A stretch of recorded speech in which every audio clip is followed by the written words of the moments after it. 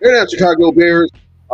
We've got a magical moment that potentially could be happening over the next couple of days. We're about a week away from the draft, and it's starting to look like the next big move. By the way, I got some background music playing. I hope you like the background music. It's a custom job.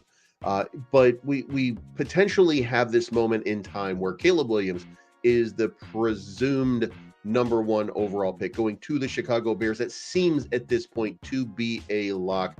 Now, the Chicago Bears have also taken the liberty of doing quite a bit in the way of uh, sort of letting leaks and potential scenarios manifest themselves. And are they really playing out that way? Well, we don't know. It's going to take a little time before we see what the Chicago Bears and Ryan Poles is going to do in this draft. But there are a lot of people right now coming out with a wild sort of scenario. I was able to replicate this in my draft today. So if you like this type of content, make sure you hit the like button, the subscribe button, the bell to be notified. It doesn't cost you anything to hit that like button, and it certainly helps me out. Now, the question is this the generational draft that the Chicago Bears have been just waiting for?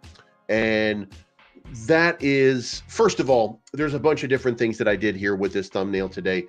Generational draft, I did ask that question. Is this the opportunity where Ryan Poles comes through with what can only be defined as just a magical moment where he's able to pick up multiple different people? So before we get started, bear down from Crimson, and we got CEO Snow Gang saying bear down. What is going on, everybody? If you are, good morning.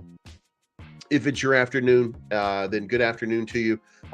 But I think that we're in a spot right now where and we're going to do a quick analysis, by the way, from The Athletic on the three big wide receivers that are in this draft, with the reason that we're going to do that. And we're going to talk about what makes Caleb Williams special as well.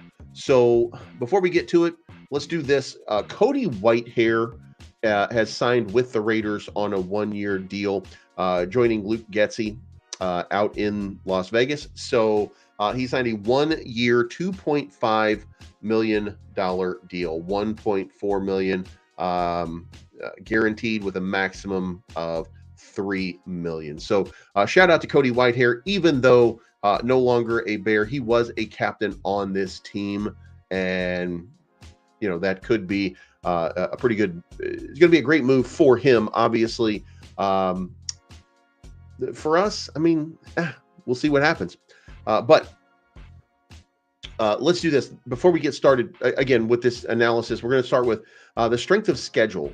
Bears Digest is looking at a way to gauge the strength of schedule to determine, do the Bears have an easy schedule? Now, the NFL records will tell you right now that the Bears have the third easiest schedule in the league, which is why when I talk to you guys, I keep telling you I think the Bears are on their way to winning 13 games.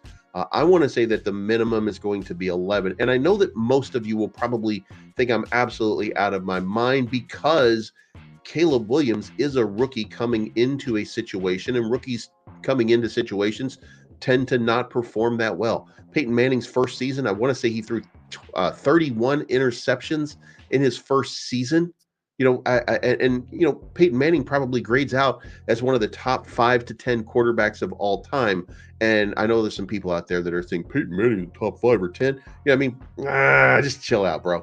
But I think that Peyton Manning certainly is one of those big time quarterbacks and did not fare very well. Now, the reason for that is he went to a bad team. And I want to stress in as specifically as I can, I think that the Bears have built a very solid, I'm not going to say great, a very solid team with the pieces in place to say that they could be elite. It just takes a little bit to get them there. One of the things that could make them elite is a quarterback of the caliber of Caleb Williams.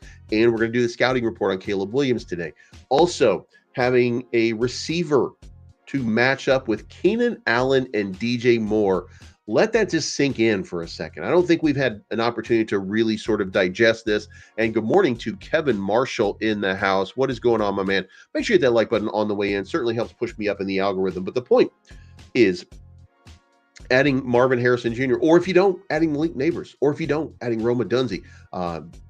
Maybe pushes Tyler Scott out of the way, but I think that each one of those represents an upgrade to Tyler Scott. No offense to Tyler Scott, of course. But we also got rid of Lucas Patrick, Dan Feeney. Now we're looking at Ryan Bates and Coleman Shelton, which I do in every way think that, even though, by the way, center is neither one of their natural positions. They're both guards, but they're not incapable of getting the ball to their quarterback. And the quarterback that they're going to have, that they're delivering the ball to, will not have 3.5 seconds necessary in order to make a play. This is going to be a much faster, more robust team. Again, or additionally, Cole Kmet and Gerald Everett represent a 1-2 tight end punch that, I don't think the Bears have ever seen something like this. So, all of the pieces are in place for this team to be vastly successful. AC Adam is in the house. Bear down, my man. So, you ask all, you put all these pieces into place, and then you say, well, what about running back? Well, DeAndre Swift. Is DeAndre Swift the elite running back? Well, in fact, he was rated as one of the worst signings by an NFL analyst. Now, do I agree with him? Hell no. I think that guy's an idiot. I think DeAndre Swift is a very good signing. In fact, I'm not going to say great. I'm going to say good signing. The guy had 1,136 yards last year. Bear down, Sean Thompson. He had 1,136 yards last year. And during that period of time, he also caught the ball. What was his stats last year? 50? Did he have like 50 receptions? Let's do a quick. DeAndre Swift. If the background music bothers you, by the way, just let me know and I can turn that off. I'm sorry.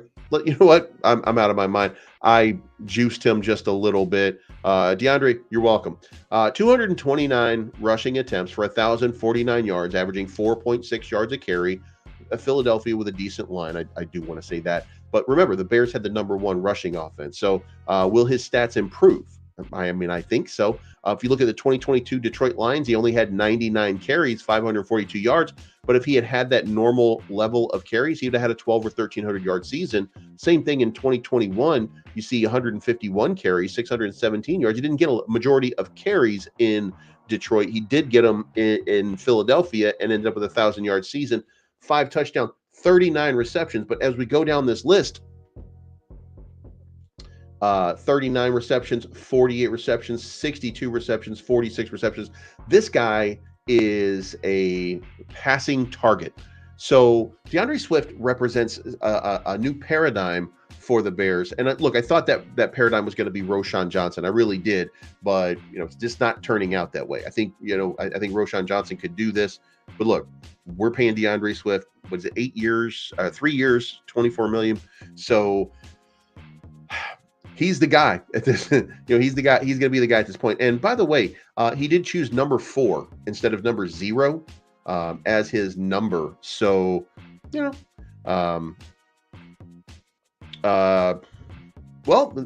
rushing offense was the best in the league last year. So, that's this guy is going to be, I think, a real player for this team. And consider the Eagles did not pass to him nearly as much, but the Lions passed to him a lot. This guy has 200 career receptions in 4 years at running back. I really think DeAndre Swift adds a new level to the Chicago Bears, even though I'm still convinced 100% that Khalil Herbert is a better runner and that Roschon Johnson is the better package overall. I still believe that. But DeAndre Swift, the numbers don't lie. He does have a have a really good opportunity, averaging 4.6 yards per carry, by the way, and 23 touchdowns over that period of time. That's not jaw-dropping, but that's good. So back to the draft portion here. So Warren Sharp and Sharp Football have false started a bit, but no one minds. And what they found through their method is the slate of opponents the Bears face is every bit as easy as anyone imagined.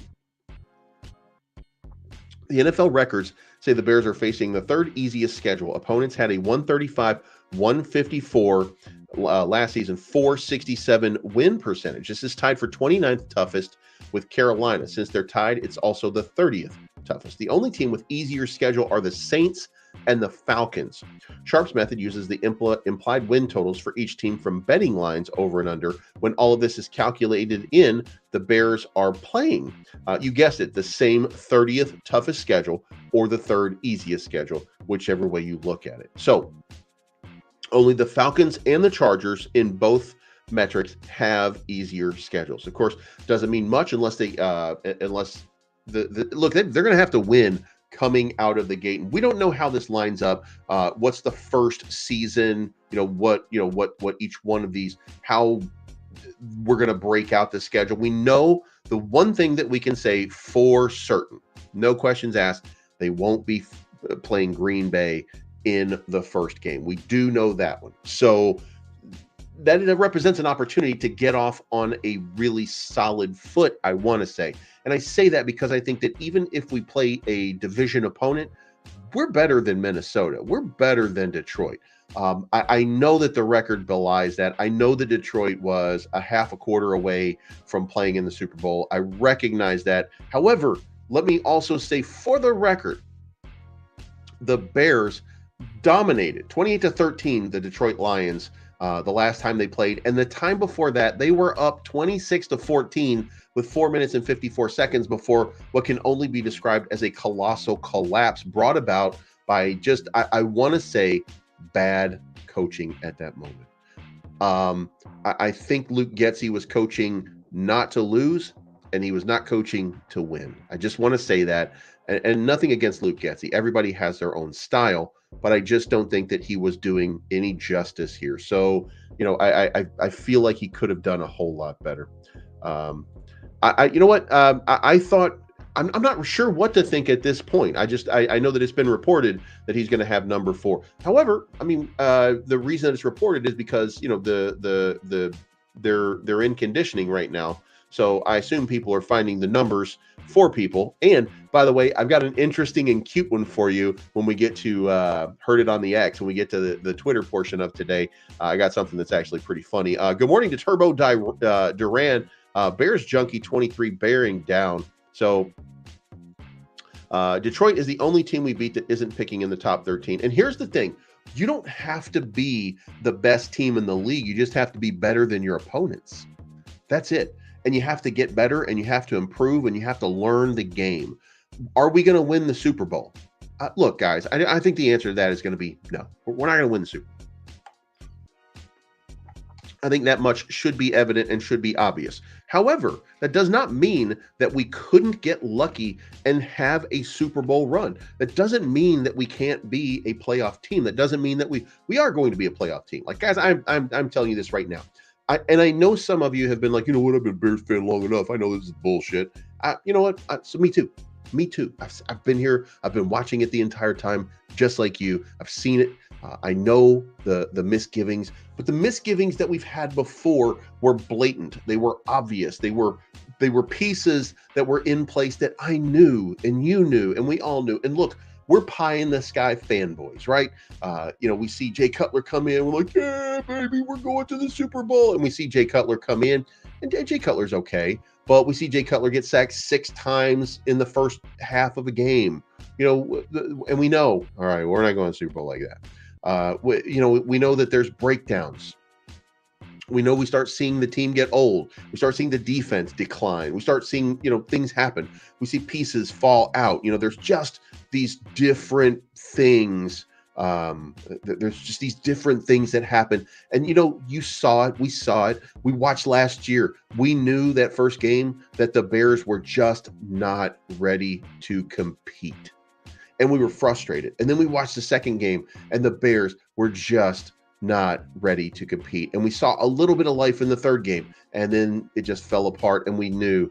And then we saw them actually performing pretty well for a little while against Denver, and then it just fell apart. And then, we knew at that point this was not that great a team. But hold on.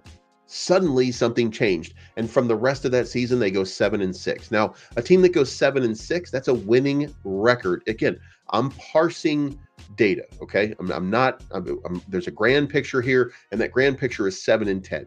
But I'm parsing data and I'm saying, let's throw away those first 4 games and say that that was a bad move, a bad coaching mistake. Justin Fields just, we couldn't unlock the potential of Justin Fields. That's it. We could not unlock the potential of Justin Fields. He didn't have whatever it was that we were looking for.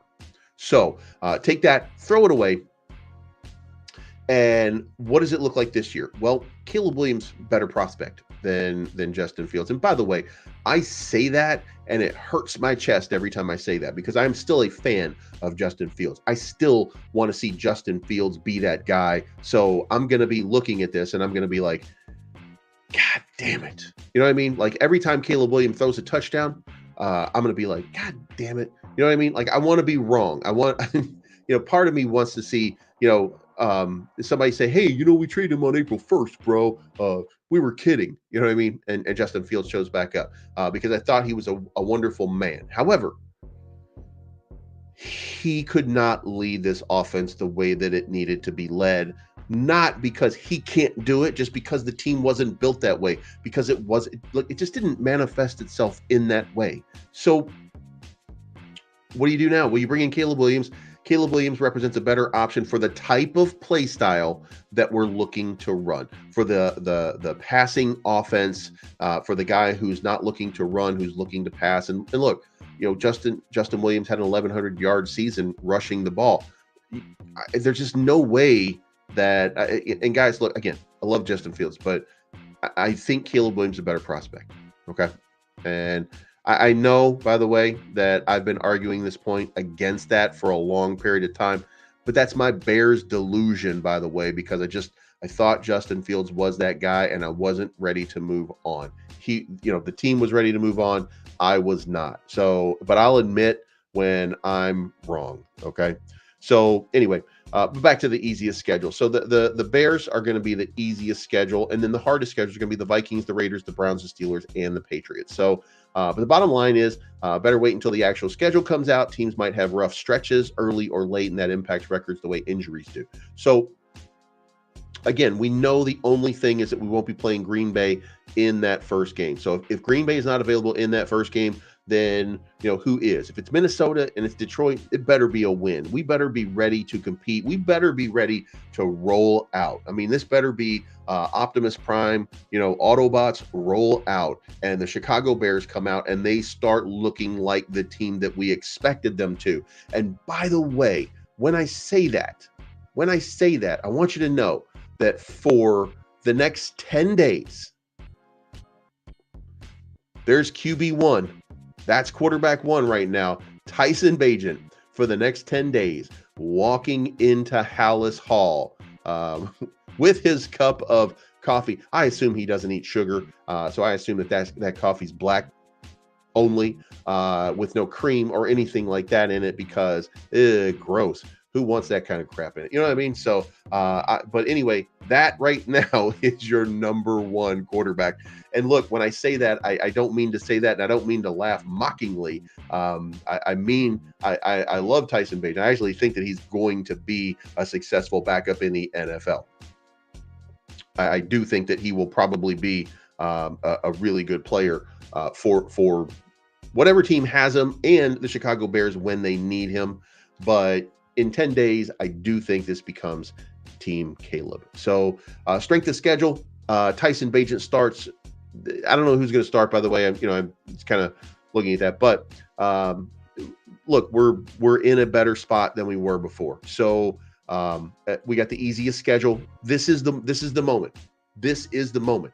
And not only should the Bears, if we're creating turnovers like we did at the end of the season, the offense is just a little bit more consistent, we will kill it. And that's exactly what I'm trying to say here. It's very difficult, by the way, sometimes to express how easy this would be for this team to show out and to ball out in a way that you've rarely seen from a Chicago Bears team. Because, look, here, I'm going to say this one more time. 7-10 is a fantastic record when you consider that you threw away the first 4 games by just not being prepared. You came back and you started to look like a good team. Now, you have basically the same team with what I'm going to say is something of an upgrade at quarterback, a significant upgrade at wide receiver. And I also want to say one more time, I probably didn't give DeMarcus Walker enough credit towards the end of last season. If I'm parsing these games and I'm saying throw away the first 4 games and look at what the Bears could be at this point. If I'm saying, look at TH says, anyone have proof that MHJ wants to play for the Bears? Every YouTuber made a video of this without real proof of him saying it. Well, you know what? Here, who gives a shit whether he wants to play for the Bears or not? That really doesn't matter. Here's what matters. What matters is, who did he meet with? Who is he talking to in this top list? And who did he have conversations with? And let me pull this up.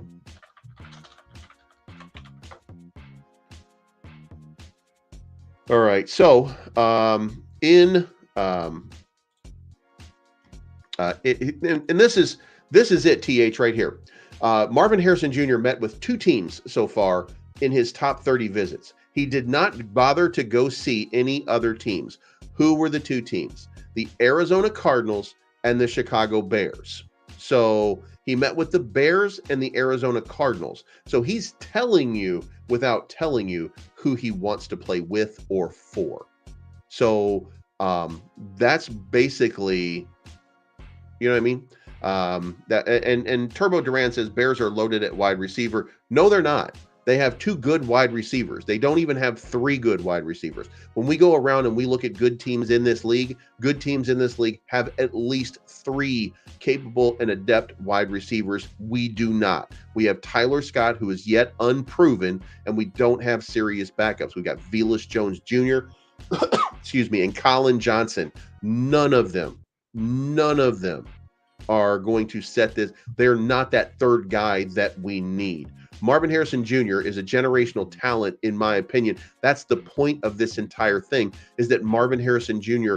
is the generational talent in this draft. So, Malik Neighbors, look, and by the way, when we start to grade these guys out, very, very tough comparison. The reason that I separate Marvin Harrison from the other guys is he had, what was the guy's name? Kyle McCord as his quarterback. Or whatever the guy's name was at Ohio State, and and Roma Dunze had 5,000-yard throwing Michael Penix, who had way more passing attempts, 200 more passing attempts than the Ohio State guy. So the yards. The yards were not there for him because it was not a passing-based offense and it was not a fast pace. Ohio State prefers a more deliberate game and they don't run as many plays. However, you can look at LSU though, and you can look at Malik Neighbors, and you can see that Malik Neighbors and I want to say Brian Thomas Jr. had 1,500 yards. Brian Thomas had 1,100 yards. There is some differences, by the way, in the teams and how they lined up. And I did make a video, if you haven't watched it already, on Marvin Harrison Jr. last night. I do think that this is getting ready to happen. I think that there is a reason for all of this stuff. And by the way, guys, sometimes we don't look at the signs. And I didn't look at the signs with Caleb Williams. And that was my mistake. I was looking at what I wanted to see with Caleb Williams. That's why, or with Justin Fields, which is why I kept telling you guys Justin Fields was coming back. They weren't moving on from Justin Fields, despite all of the rumors and all of the pieces. Now, if we look at it today, it's kind of in place. So, it's there's just no way. There's no way that we're not seeing the writing on the wall here. They are going to do everything they can to try to get Marvin Harrison Jr.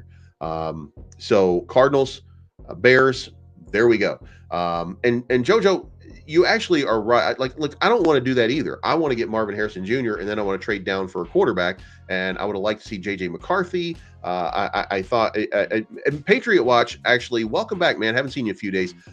Did you know, I did my trade today. I did my mock draft. We're going to do it today. And I did get Marvin Harrison Jr., but I had to trade at the number 4 because the draft mechanism is not sophisticated enough, and I don't have the time because I'm running a fast draft and not a slow draft where I can just stop on a dime and say, hey, I want to make a trade with this team.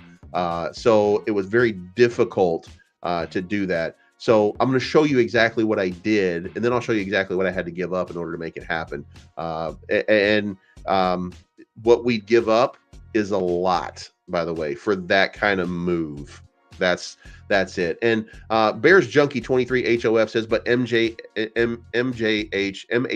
is different. Yes, he is. 6'4", 215 pounds. His dad was 6 foot, 185 pounds or 180 pounds. I mean, this guy is like his dad, but faster, has the same work ethic as his dad, but stronger, the same catch radius, but bigger. I mean, like everything about this guy is significantly improved over his father, but the same work ethic still manifests itself in what he does. This is just this guy is on a different level. That does not mean, by the way, that Malik Neighbors is not a great receiver or that Rome Odunze is not a great receiver, by the way. I'm not even saying that.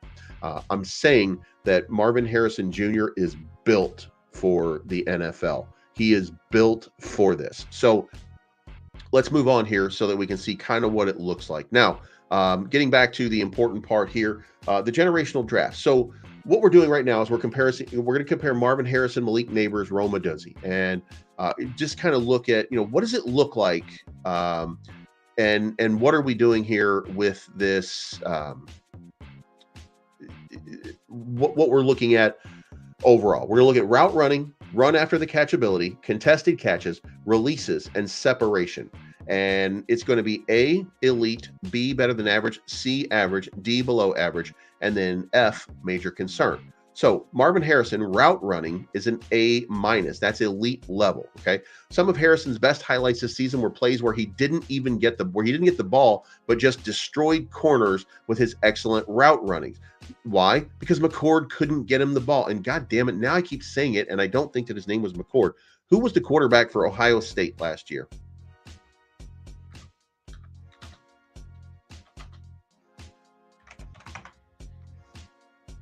God damn it.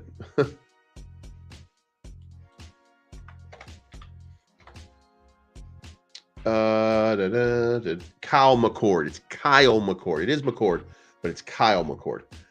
So Kyle McCord had 3,000 yards passing, which is not bad, but he only had 24 touchdowns. They're, again, more deliberate. They have less plays. They play slower. They play a more deliberate game. It's more it's more time consuming, a more clock based. They're not a fast paced offense like LSU was. They're not a fast paced offense, super fast paced offense like Washington was. Washington wore people out. Anyway, Marvin Harrison, A-. The problem with most big receivers is the ability to break. That's not a problem for Harrison, who can stop suddenly and make sharp cuts. This right here, this is what it looks like when he makes these plays. Look at the cut right there. He is wide open already, getting his way out here, and he's going to, here we go. He sees the direction the guy is going, and then he moves away, and look at that, wide open for the catch. Just a perfect play. Run after the catch ability, B-. He isn't shifty, so he's not going to make defenders in the NFL miss in tight spaces, but he's strong enough to run through arm tackles. If he gets into the open field, he'll be able to open up strides and run away from defensive backs. Contested catches, he gets an A. If he were primarily a jump ball contested catch specialist, he would still be a very good prospect. But combining it with everything else he does makes him special. He uses his big body to shield off defenders and catches through traffic routinely.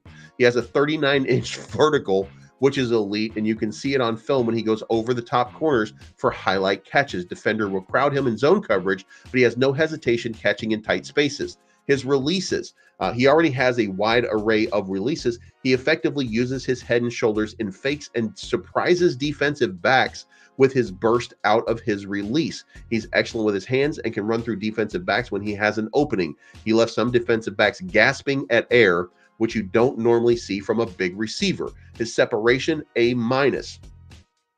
Harrison isn't a burner off the line, but his top gear is excellent when he can build speed. He isn't a 40-yard dash type, but I'd suspect he'd at least be in the 4.4 range. Feldman improved his max velocity to 23.5 miles per hour which is elite. Even if you believe that's inflated, his ability to separate downfield is evident on film. In short areas, he needs a bit of a runway to get to full speed, but he creates separation with his releases and route running. And guess what? He's just going to continue working at it to get better. So overview, if you play against him, he will win. If you play zone against him and give him a runway, good luck. Rarely do you see a college receiver command as much attention from defenses as Harrison did. He got the Calvin Johnson treatment in some games with 2 defenders dedicated especially to him in the zone. Now, what happened to a receiver who was double covered for multiple games? He had 1,200 yards receiving. So this is an elite guy who still got his even under double coverage a lot of times. So, this is a generational sort of guy, but I digress. Let's get back into it. Rome Odunze, route running. He runs like a veteran. A route runner, as defined and nuances him in the college level, is rare. Run after the catch ability is a B+. He isn't going to make a living with yards after the catch because he's going to live in the intermediate and deep areas of the field, but he routinely gets extra yardage on plays because he's so aware of where defenders are. His contested catches are an A. A large portion of the offensive production was built on contested catches down the field. His release is B+ or B-. It's ridiculous. Release is A. Odunze is the best in the class at beating press coverage. He always has a plan for what he wants to set up and executes it with finesse or physicality. His separation is Odunze isn't a burner, but he has plenty of bursts out of his breaks or fakes to separate. He creates space with craftiness rather than elite speed. So his overview is there simply hasn't been many good receiver prospects as well-rounded as Odunze that I have seen. He has a very good size, 6'2", 212. Not as big. He's not as big, by the way, as Marvin Harrison, but he's there. And he's very, very close. And he's got good speed, 4.45, which, again, according to these guys, a little bit slower than Marvin Harrison, but he makes up for it in many different ways. Although he played primarily outside, he has the feel to play in the slot as well. He's ready to be the #1 receiver for the team that drafts him. Malik Neighbors, his route running is a B. His run after the catch ability, A-. His contested catches, B+. His releases are C+. That's where we start to see the separation. Again, I like Malik Neighbors a little bit better than these other guys, but part of that is also Jaden Daniels making just fantastic plays and getting the ball to him. His separation is an A-. Neighbors' ability to run by defenders is why he'll be one of the top receivers drafted in the class. He can win vertically and create separation, stepping on the brakes on hitch and curl routes on or breaking inside. So, these guys are going to be elite. And if we're picking up Marvin Harrison Jr., then this is going to be fantastic. But now the big question is, what about Caleb Williams? What makes Caleb Williams good? And then here's the scouting report. There are a million examples of Williams' arm making unbelievable throws. Now, guys, I want to say this. It doesn't matter how colored his fingernails are. It doesn't matter what color he's wearing. It doesn't matter what color his cell phone is. His arm makes unbelievable throws. ESPN's Mina Kimes recently shared a few clips on Twitter, including one where Williams drops back, focuses his eyes to the left, drawing the safety in that direction, then unleashes the ball across his body to the right for a 35-yard dime, even with his momentum carrying him to the left. His ability to throw from unique arm angles and unique body positions is why he draws so many comparisons to 3-time Super Bowl champ Patrick Mahomes.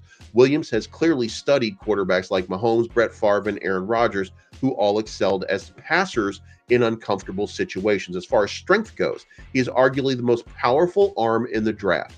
Drake May is up there too when it comes to pure arm strength. Countless examples from college show Williams whipping the ball 50 yards downfield as casually as one might swat a bug. This is a quarterback who will have no trouble throwing the ball downfield or getting the necessary zip on tight window throws. Now, look, guys, one of the things that I said about him is he didn't win against ranked opponents. He had a poor record against ranked. I want to say 2-9 or something like that. Look, this is a team game. We know it. When I'm trying to maxi on Justin Fields, I'm telling you, I'm telling you that because that's what that's what we want to hear. Like we want to hear how great somebody is. We don't want to hear, we don't want to hear the things that we don't like. You know what I mean? So he didn't have a great record against ranked opponents. He did have a very bad game against Notre Dame. But if you break down that Notre Dame game, he didn't have a horrible game other than some interceptions. He actually played pretty well. Servant of Yahweh asked the question, why don't we just draft Brock Bowers? Him and Marvin are the only two generational skilled players in this draft. We don't need to give up a haul of a pick for Harrison. Because we don't need another tight end. And by the way, look, if we could get 3 picks or something like that, then Brock Bowers would be one of those guys. But there's a reason that Brock Bowers is still going to be available at number 9 or number 10 or number 11. There's a reason that he's going to still be available, and it's because the NFL is not about tight ends. Tight ends help you in many different ways, and you're going to be fortunate to get a guy like him. You're going to be fortunate to get a guy like Gerald Everett. You're going to be fortunate to get a guy like Cole Kmet. We've already got our guy, if you will. We've already re-signed Cole Kmet to a longer-term contract. This is not a situation like Justin Fields, where we don't have to throw $25, $30 million, $40 million at a quarterback or a tight end, if you will. We don't have to throw big money at him. We got Cole Kmet, and we're going to have him for a little while. We got Gerald Everett. I don't know how that's going to play out. I would love to see Brock Bowers, but the Bears have far more pressing needs than their tight end position at this point. I do think that Brock Bowers is a great talent, but also we're talking right now about, I mean, guys, I was joking when I said Megatron 2.0 in this thumbnail today. Like, I was joking about that. I was just kidding. But guess what? Who are they saying that Marvin Harrison reminds them the most of? Megatron. So, and Tom Brady 2.0, is Caleb Williams that guy? I mean, no, of course not. But I'm doing that for thumbnail clicks. I'm just messing around here. But these two guys, if these are the draft picks that we get, this is going to be an incredible team. But I digress. We're going to get into this a little bit further here. No quarterback is going to connect with his receivers 100% on deep balls. But deep throws are harder to connect. But when Poles and Eberflus see Williams' arm strength, they likely see tons of potential that they can work with. The escapability. He is an elite escape artist. He has a great feel for the pocket where he knows where pressure is coming from. He shows talent as both a runner and a passer when plays break down. The 2022 Heisman Trophy winner spent that season rushing for 382 yards and 10 touchdowns. He doesn't possess elite speed like Jaden Daniels, but he's athletic enough to pick up first downs, and he's definitely not a liability when he's running. And guys, we've seen some plays. I've shown you over and over the plays that he makes. The guy really is a good talent. Is he Justin Fields? No, nobody's Justin Fields. Is he? I mean, except Lamar Jackson. Is he Lamar Jackson? No. Is he Jaden Daniels? No. But I mean, look, the guy's got the escapability. He's got that. He does have that Patrick Mahomes sort of vibe where, look, he doesn't have to run a long way. He just needs to pick up a first down when he can pick up a first down. He needs to make that break when he needs to make that break. And look, the best part about this guy is he's always looking to throw the ball downfield and get everybody else involved.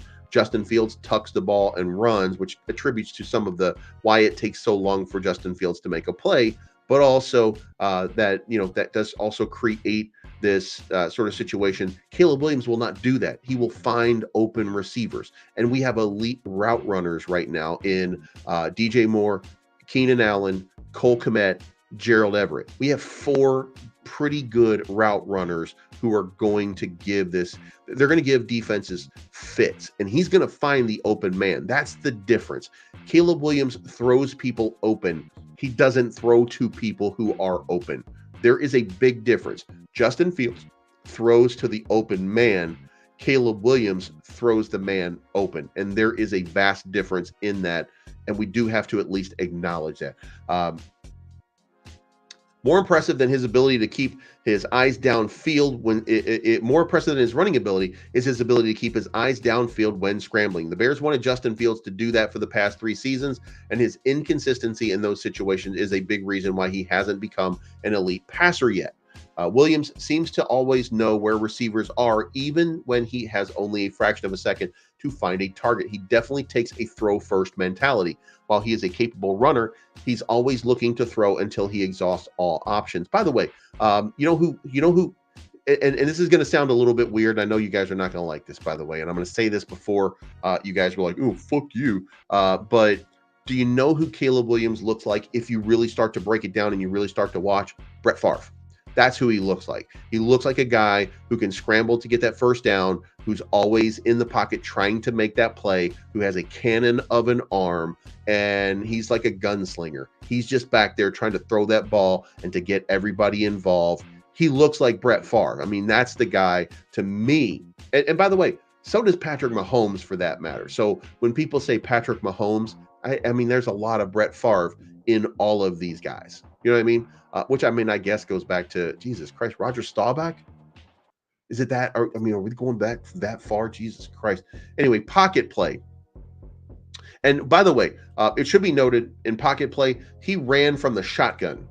So it's going to be different in the NFL. But the biggest misconception about Williams might be the notion that he doesn't play from within the pocket. Williams does scramble often, and he does, at times, try to do too much in scrambling situations. He was especially guilty of that at times during 2023, when his offensive line faced some challenges and the U.S. defense couldn't stop anyone. But the idea that he can't play from the pocket is simply wrong. In fact, Pro Football Focus graded Williams as the best college quarterback when playing from a clean pocket last season. Williams' feel for the pocket, both when he can afford to stay in the pocket and when he needed to bail, is what allows him to play so well as a scrambler. During his pro day, Williams worked mostly in the pocket to show NFL scouts that he could do exactly that. The will to win. Williams is the first true superstar of the NIL era. By some estimates, he made more than $10 million last year as the quarterback at USC. His endorsements were Dr. Pepper, Nissan, Wendy's. He was essentially already a professional football player while in college. He's trained for this moment. He's prepared for this moment. The money, everything that's being thrown at him. And by the way, we should note, and guys, I want to be specific here. Justin Fields didn't come in here and get rich. Okay, he made a few $1 million. I mean, he's wealthy now. He's rich now. But he didn't have money coming into the league. You don't know what's going to happen. You know, I mean, imagine, if you will, sometimes you get a guy like a Jamarcus Russell, and he's like, I got $3 million. Oh, shit, how many cheeseburgers is that? You know what I mean? Like, Jamarcus Russell didn't care. He got that money. He had made it. He was done. Like, his mission was over.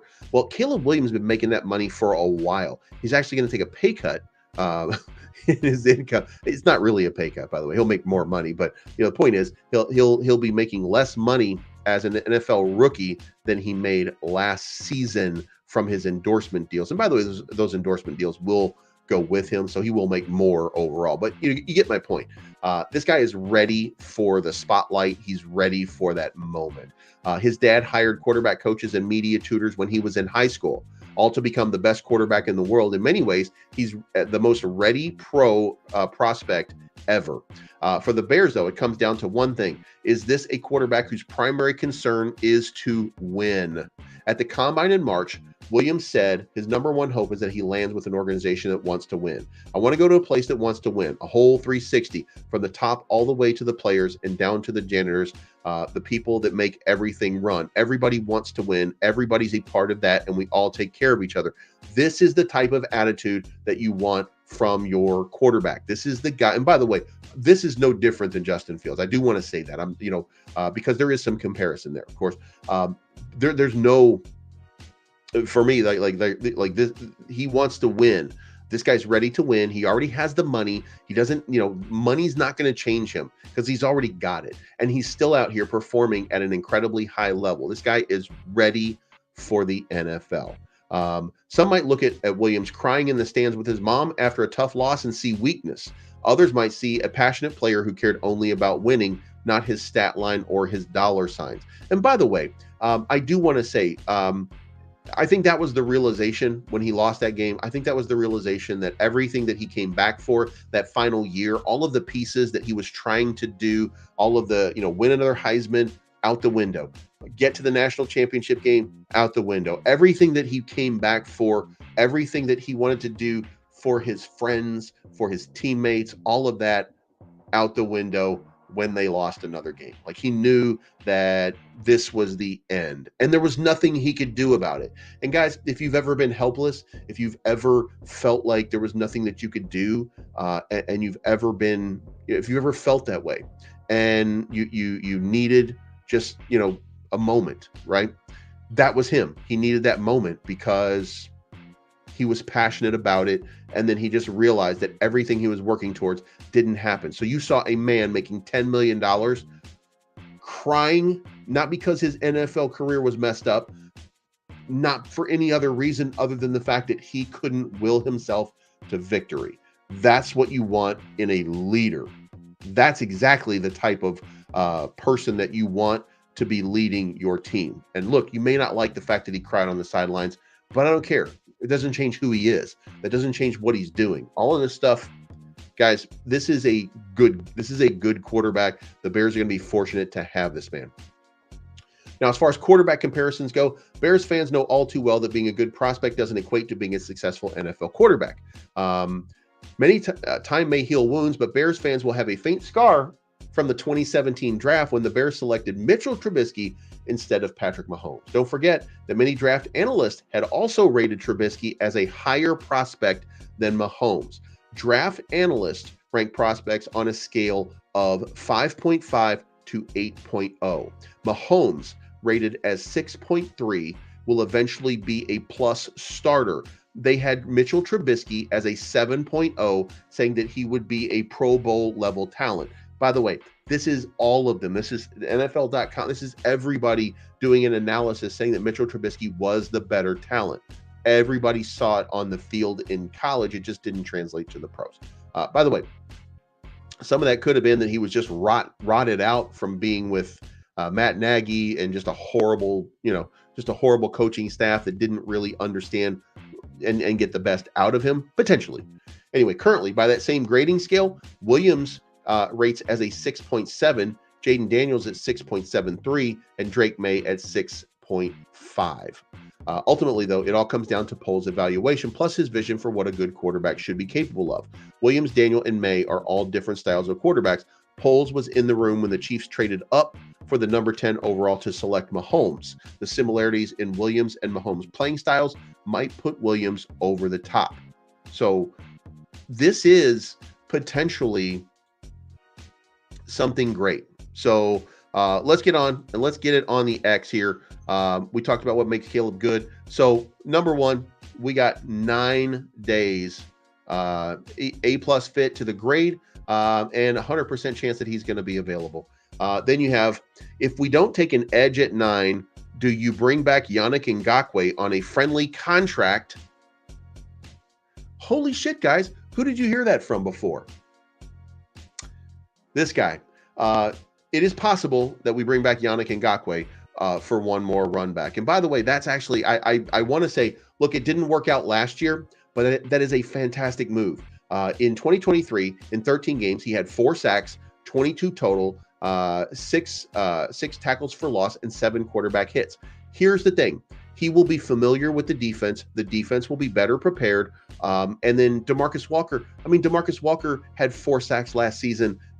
So that corner, the right end, actually had 8 sacks overall. So if you can get a friendly contract with Yannick Ngakoue, then you might see him come back. By the way, Bears have $9 million left. So if they can get him for about $2 million, then you might see Yannick Ngakoue by the time we get to training camp. So, and I think, by the way, he's going to be one of those guys, you'll want to sign him before training camp, and you'll want to make sure that he's healthy, and you'll want to make sure you get the physical and everything done, because, of course, he got injured. He had the ACL at the end of the season. So, there might be a little bit of a problem, or knee, was it a knee, ACL or a knee, whatever it was, or ankle.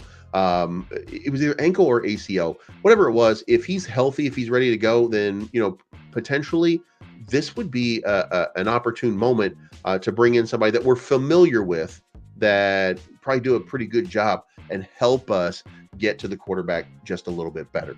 So we'll see what happens there. Darnell Wright coming in to the Hallis Hall. Don't really have anything there to say to it or add to it. Just wanted to point it out.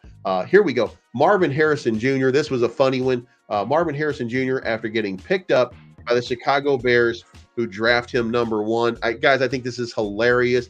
I was told that this is some kind of video from Coachella, and that AI is being used. You know, you can put in somebody, input their picture. I don't know what this is, but whatever it is hilarious. But you got Marvin Harrison walking in, and that would be fantastic. You know what I mean?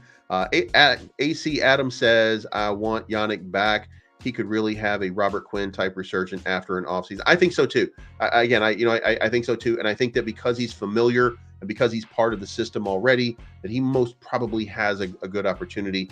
And then again, just to remind you guys, there are only 2 people that Marvin Harrison Jr. met with, the Arizona Cardinals and the Chicago Bears. He knows where he wants to go. So now that we've heard it on the X, I did make some changes here. I removed all of the red, all of the provisional, if you will, things. And this looks like what we're running with right now. Even if Yannick Ngakoue comes back, DeMarcus Walker is the starter. Again, let's remember, DeMarcus Walker had 4 sacks last year.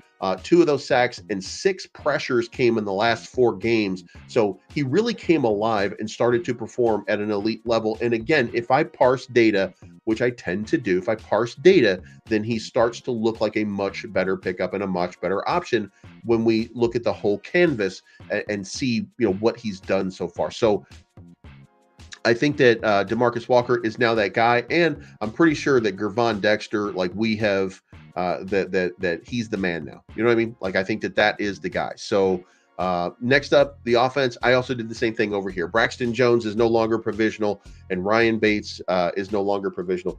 They seem to be that guy, and Crimson says it all right there. Yannick still owes us a few sacks from the last 10 million we gave him. By the way, it should be noted that Yannick Ngakoue, for his entire career, had at least 8 sacks until last year. That means that last year was an anomaly, and it was the Bears either not being ready or not giving him enough talent around so that he can get free. Well, if you got Montez Sweat now commanding a double team or just get sacked, if you're in that kind of realm, then you're creating an opportunity for Yannick Ngakoue or even DeMarcus Walker to really start to excel. So I'm kind of excited about this team. And look, I'm talking myself into DeMarcus Walker every single day. I don't know if he's going to repeat the end of the season, but we should note at the end of the season, he came alive. We should also note, so did Andrew Billings. So did Gervon Dexter. Now, Justin Jones is the starter there. So Justin Jones was also having a good time of it. But I mean, look, even if we look at the bad, and the bad was that final game against Green Bay Packers, they only gave up 17 points. They didn't have to punt, is basically, Green Bay's thing is they didn't have to punt because they were continuing to move the ball. Now, they also passed for, I want to say Jordan Love had almost 400 yards passing in that game, right? But they only scored 17 points. Like, we were really 1 touchdown and a 2-point conversion away from tying that game. Now, it didn't feel like that. Never felt like we were a real threat in that game. It just seemed like we were getting, moved around and stuff like that.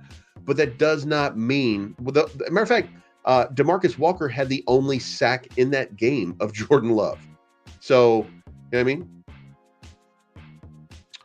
If that's true, couldn't someone do that for less than 10? Well, here's the thing. If he can't find a deal for $10 million, let's offer him $2 million and see if he'll come back. You know what I mean? I mean, that's, and Jordan Love had all damn, that is correct. They sacked him. And by the way, I mean, look, I hate it, but the one thing that Green Bay always has is a great offensive line. They have been phenomenal at the offensive line. And I think hopefully we're going to see some cracks in that paint this year, or at least we're going to see a much improved defense of our own.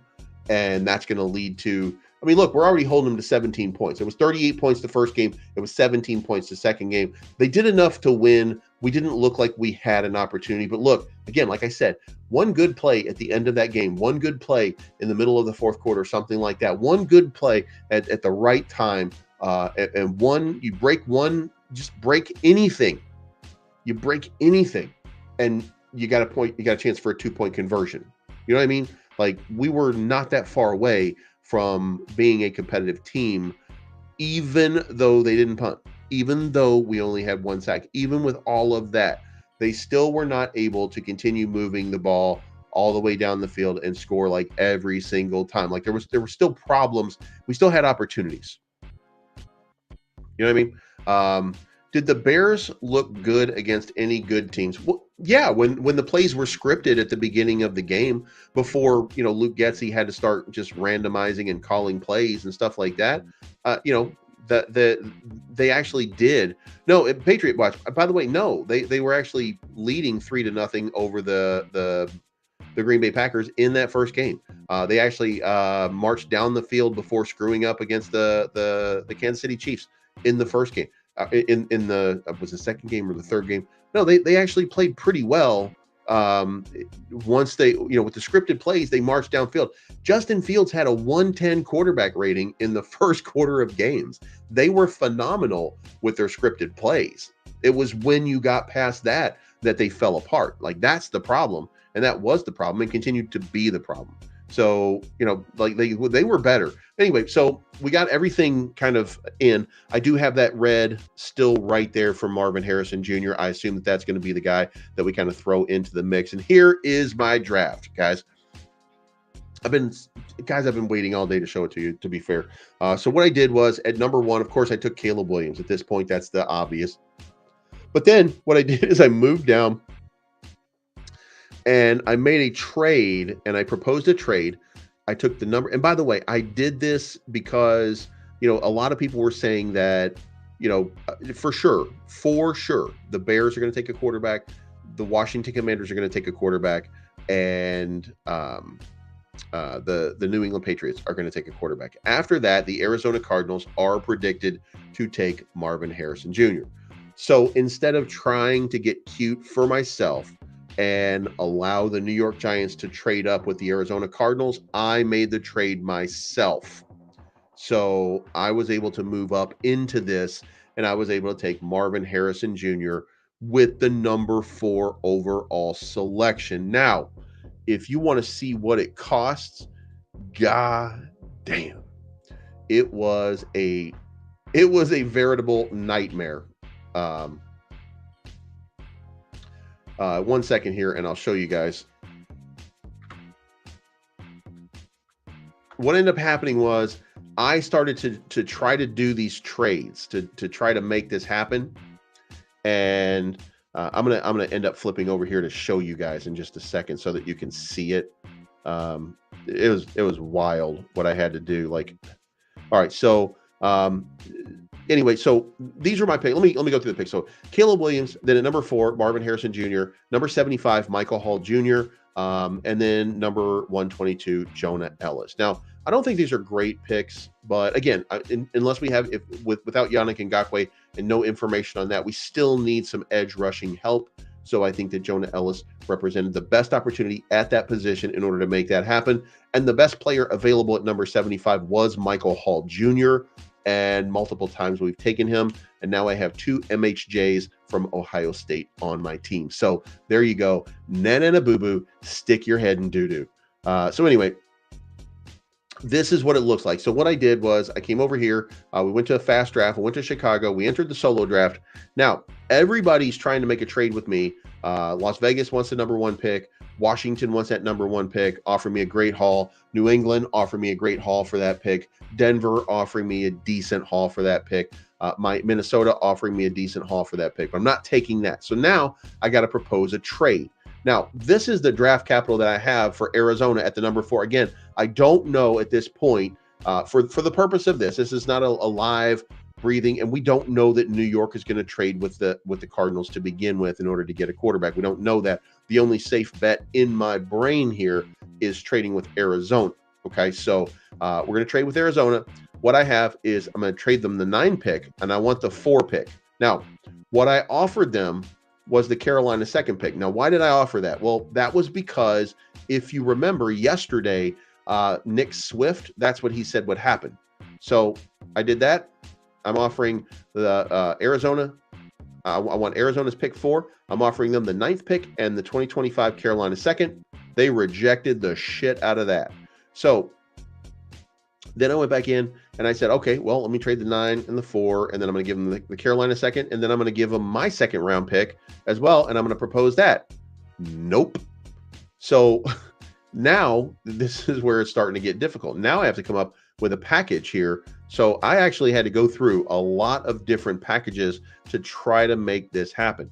So then I ended up giving them the 1st and the Carolina 2nd, and then boom, they accepted it. So it cost me the 1st round pick next year and my Carolina 2nd round pick that I had picked up from Carolina for the DJ Moore trade. So I had to give up a lot in order to get the move into this position. So I am not saying that this is a great move. So the question would then become, what do I do with the rest of the draft? But now that we have this, let's kind of go through it. I'm going to take Caleb Williams. Now I'm going to reject this, and I'm going to take Marvin Harrison Jr. So I've got my 2 guys. I've got the 2 guys that I'm looking for. Okay. And by the way, I can feel the team. I have the depth of a team right now.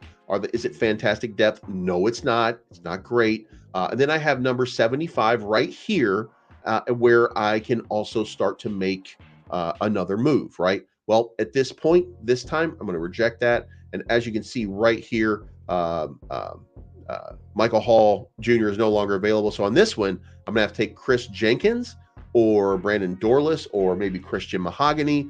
But I still need defensive tackle. I still need a little bit of meat at the defensive tackle position. 3rd round, Chris Jenkins, by the way, considered to be an elite prospect. So we go with Chris Jenkins. And then the number 122 pick, that's where I'm going to maybe pick. That's where I'm going to take my shot.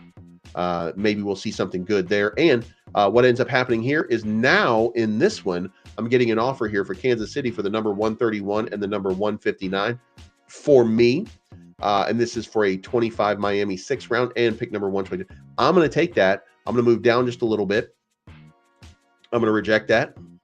So now I'm going to start doing a few things to as I go down here. By the way, the best person available is going to be Audra Castine from Notre Dame or Delmer Glaze. So I'm taking a 4th round offensive tackle at this position. I also have Tanner Bartolini, but again, a great run blocker, by the way. So if I want a center, we only have Coleman Shelton for a year. So let's take Tanner, see what happens here.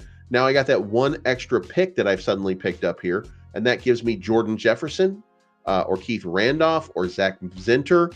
Let's take some heroes here. My picks so far: Caleb Williams, Marvin Harrison, Chris Jenkins, Tanner Bartolini.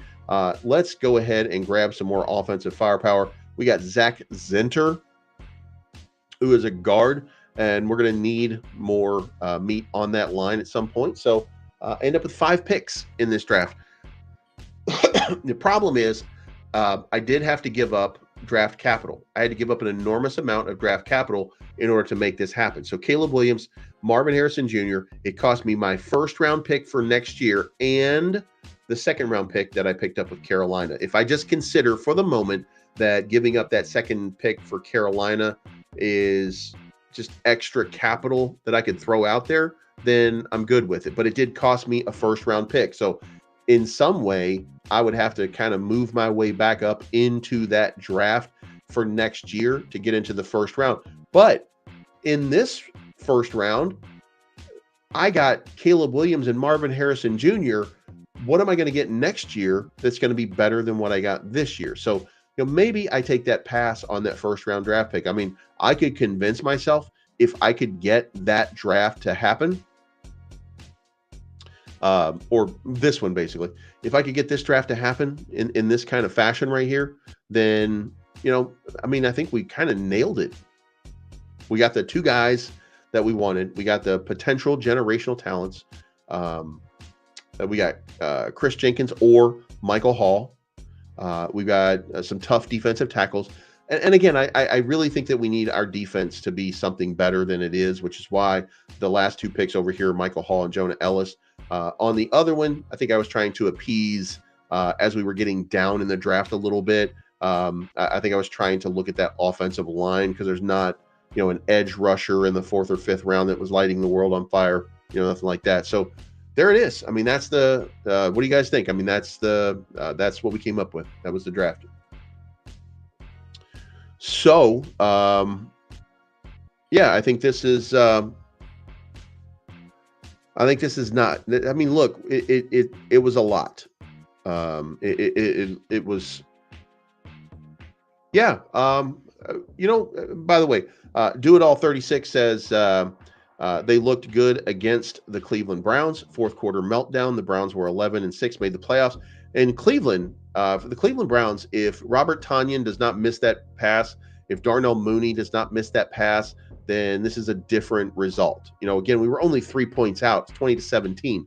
So we could have won that game. And that's an 8-9 team. Okay, Joe Hollywood says, nice draft, but we don't need to give up a future first to just move up in the top 10. Why not? Because we're getting, this comes down to what generational talent do you think is available next year? How good do you think the Chicago Bears are going to be? First of all, let me say this. The reason why I'm going to disagree with you is I think the Bears are going to be one of the better teams in the league. They have the weakest schedule, and they have the greatest upside right now. This is one of those 12-5, 11-6, 13-4 teams that might get on a crazy run and really start to excel. So what am I giving up? I'm giving up a number 25 selection. I mean, if you consider that the Bears are going to be, I'm going to say they're going to be a top 10 team. They're going to make the playoffs. They will be in the realm of a top 10 team. Whether they're physically a top 10 team remains to be seen. The favorability of the schedule, everything is working in their favor right now. So this is a potentially a top 10 team. If this is a top 10 team in ranking, then it's going to be the selection is going to be number 22 down to number 32. That's the question. And do you want to get rid of that pick? Do you want to move off of that pick in order to get the number 4 pick in Marvin Harrison Jr.? So giving up that 1st round draft pick for next year, to me, that's a no-brainer. If you can get number 1 and number 4, then boom. I mean, shoot your shot. You know what I mean? Shoot your shot. So anyway, that's it, guys. Hope that you got some information out of this. Hopefully, let me know how I did. I mean, leave a comment down below letting me know what you think of the draft and how did we do there. Joe Hollywood does not like the fact that we're giving up that draft pick. But again, and Lord Crimson is actually very correct here. There are a lot of concerns. Is Braxton Jones going to hold up? Is Ryan Bates going to hold up? How well will Caleb Williams adapt to this system? How will DeMarcus Walker still continue to make those improvements? Do we have a backup for that? What happens if we get an injury? What happens if Caleb Williams goes down in the first game of the season? What happens? And by the way, could he be better? Browns, Broncos, Lions game. Yeah, there were plenty of close games. There were plenty of close games. This team was far better than the result on the field last year. This team was far better. One of the problems, Luke Getsy. One of the other problems, Justin Fields. And look, again, hurts me to say that, but it is true. I mean, one of the problems here was Justin Fields. He was just not getting it. I think he would. I think he would have. I think he could have. I think if it were not for the fact that the Bears had the number 1 overall pick and that Caleb Williams was showing out the way that he did, or even Jaden Daniels, if one of those guys had not been, if that had not happened, we wouldn't be having this conversation. If the Bears had the number 9 pick, if the Bears had, if they hadn't gotten the pick from Carolina, then sure. But they did. Here we are. So, you know what I mean? Were those the only problems, and did they fix them? You know what? Yes. I think that I don't think that the Bears, look, I don't think that the Bears excelled at every position, but they have dramatically improved their team. They have, in my opinion, a much better coaching staff. They've changed the dynamic of the team. They've upgraded the wide receiving room. They've upgraded the tight end room. They've upgraded the offensive line. I don't think that they've upgraded the defensive line necessarily, but again, I don't know. I think that they should have, but I don't know that they had to. They didn't have to update the defense very much. Kevin Byard is the lone exception. Eddie Jackson, and again, we gave Eddie Jackson $18 million to underperform. No disrespect, by the way, to Eddie Jackson, but there's no other way to describe it. We gave him $18 million to underperform for the last couple of years, and underperform he did. So, that begs the question here: is Kevin Byard the better option? Is he the better option? Yes. The draft is really deep next year for Do It All 36. Polls mentioned that this draft is not as deep because a lot of underclassmen went back to school. That is correct, but that doesn't mean that changes the dynamic of getting a player like Marvin Harrison. And look, there's no better player coming out next year than Marvin Harrison Jr. this year. There's no better quarterback next year coming out. As a matter of fact, the two big quarterbacks coming out next year are Shadur Sanders and Drew Aller, and neither one of them are going to be on the level of Caleb Williams. I'm sorry, there's not going to be. It would be cool to have Deion Sanders' kid. It would be cool, by the way, to reach out there and grab Luke McCaffrey. Maybe we could lure Christian McCaffrey here one day or something like that because of it. There's cool little things that we could do.